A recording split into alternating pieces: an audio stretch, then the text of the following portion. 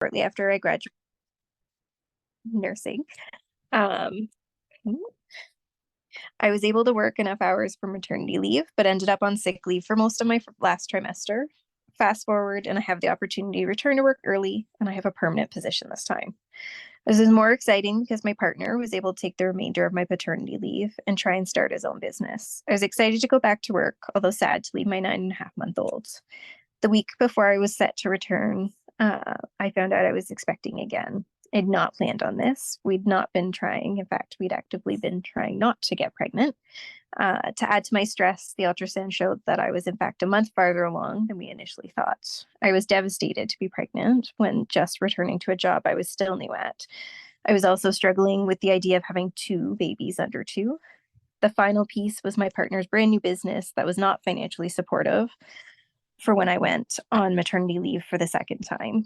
I remember when people found out, because I did not offer freely that I was pregnant, they would ask if I was excited. I couldn't pretend or lie that I was. Some were understanding, but many looked at me in horror when my response was no. It was so stressful.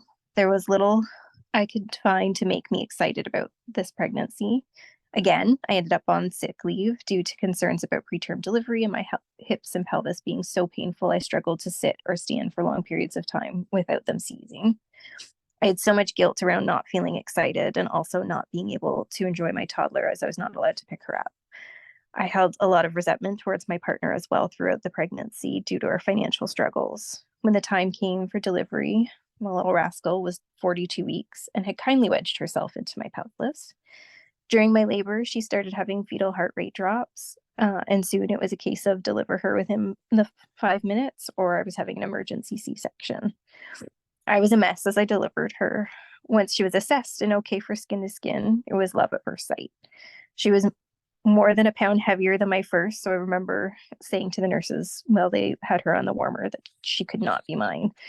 I was so lucky to have some amazing people that helped me through that first year. Without them, I don't know that I could have done it.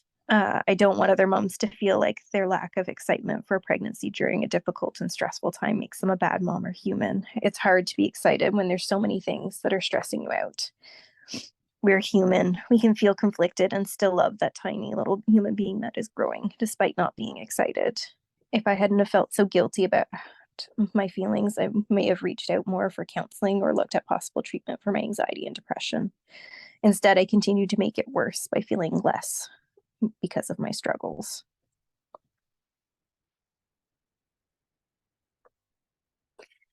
I'm super proud to be a mom because of my two beautiful daughters. They both are so very different in almost every way. My oldest is neurodiverse, and I'm so proud of all she overcomes daily to live in a world built for the neurotypical.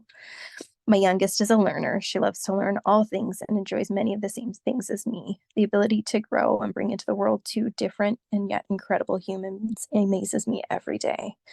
Both my girls are competitive dancers, and every time I watch them dance, they fill my heart with so much joy. Their happiness and enjoyment is what makes the struggles worth it.